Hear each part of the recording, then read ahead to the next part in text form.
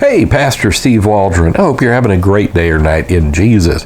Today, we're going to be looking at archaeological evidence for Noah's Ark and the worldwide flood. So thanks for being here. Really good section in here in the Beginning by Dr. Walt Brown. Great book. Been using it as a discussion starter. So let's see the evidence that he's compiled for Noah's Ark worldwide flood. So again, thanks for being here. Ancient historians, he says.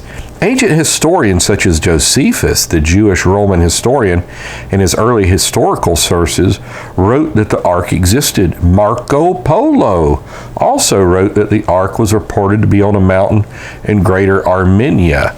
He also wrote about dragons in China as well, as Alexander the Great did in India. Between 200 and 1700 AD, more than a dozen other Christian and Jewish leaders wrote that the ark was still preserved, although few claimed to have seen it. They'd heard about travels and all of this, electronics and that type of thing. Now, British scientists in about 1856, three skeptical British scientists and two Armenian guides climbed Mount Ararat to show that the ark did not exist. But the ark was supposedly found, but the British scientists threatened to kill the guides if they reported it.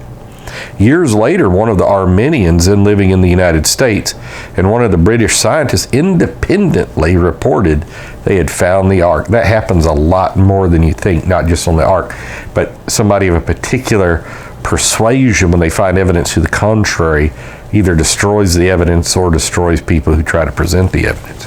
Sir James Bryce, a noted British scholar and traveler of the mid-19th century, this is the 1800s, conducted extensive library research concerning the ark.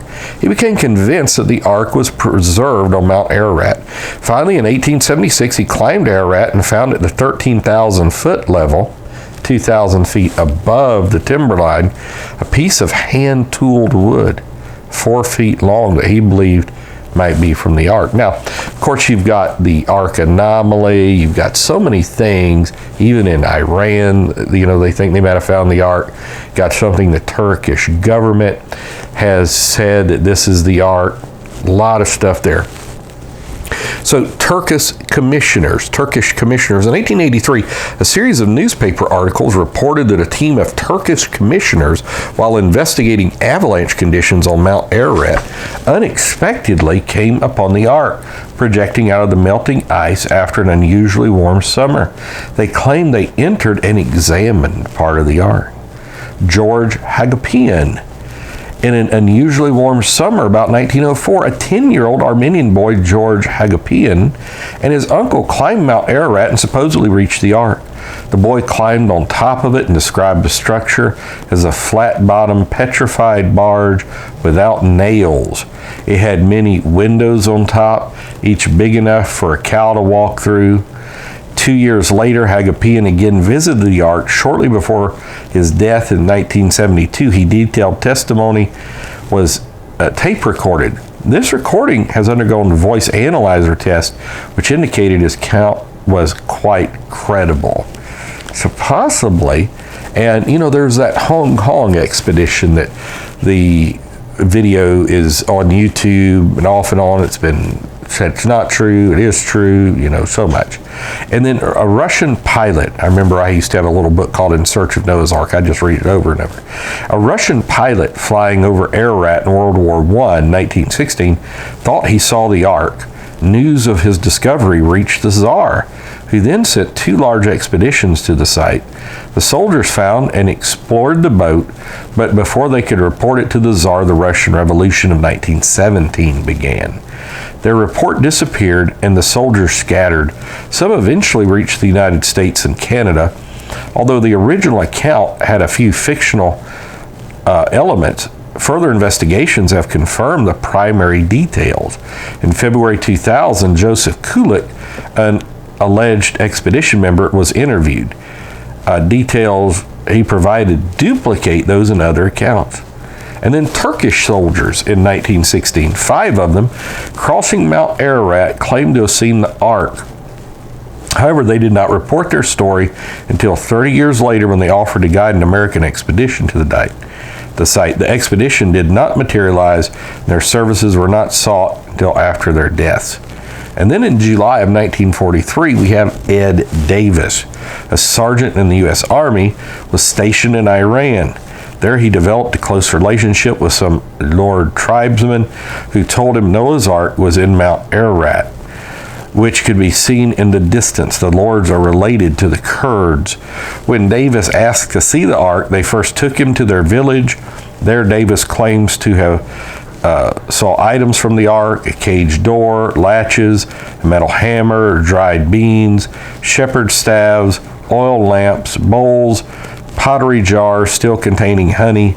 This Muslim tribe considered a religious duty to prevent outsiders from seeing the ark, even if murder was required.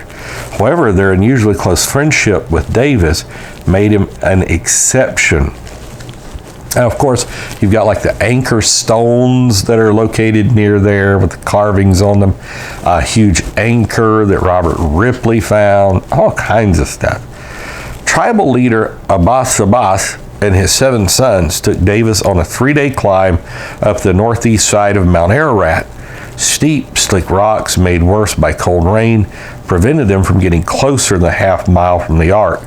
2 broken portions of the ark, lying a half-mile apart on their sides, were visible during moments when the fog and clouds lifted.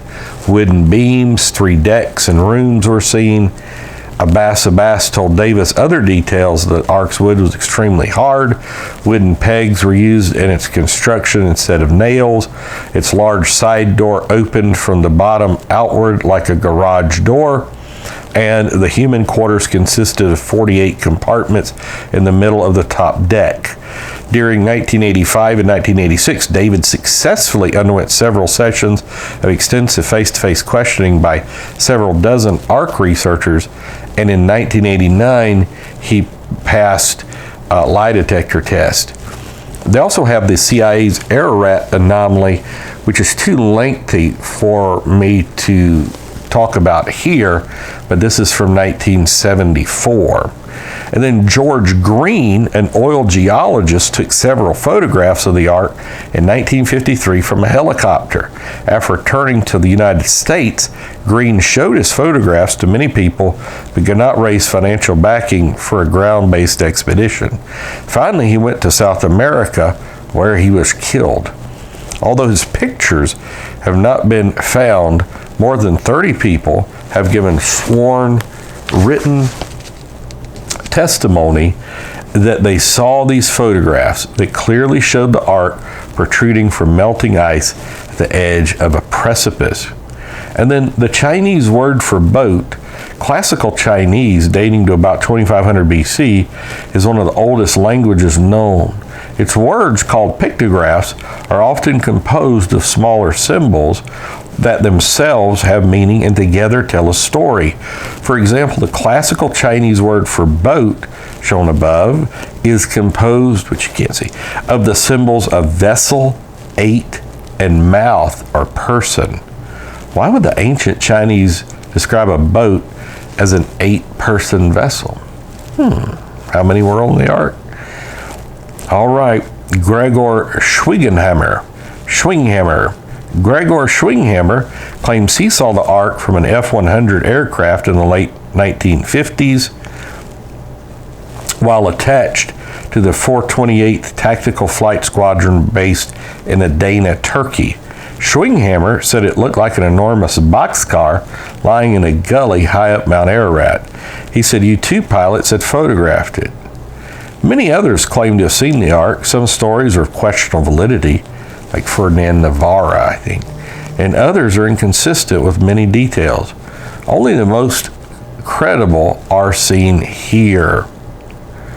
And many of the Earth's previously unexplainable features can be explained by a cataclysmic flood. And then water above the mountains. And so, of course, we know of shells and fossils found on the highest mountaintops around. And he's got a little section here on shells on mountains. I've been to Mount Everest, and they talk about it there. And then flood legends. Sir George Fraser has collected well over 450, if I'm not mistaken. And so all of this evidence, archaeology, shows that there's a high likelihood that the ark is still there on Mount Ararat. We know from Scripture that's where it is, on the mountains of Ararat. Believe the Bible. I remember hearing an atheist one time, he said you could take Noah's Ark, find it, and drag it down the main street in a parade. I'm still not going to believe in God. Well, some people are not going to be convinced. But blessed are those who have not seen yet still believed. So God bless. Talk with you later. Bye-bye.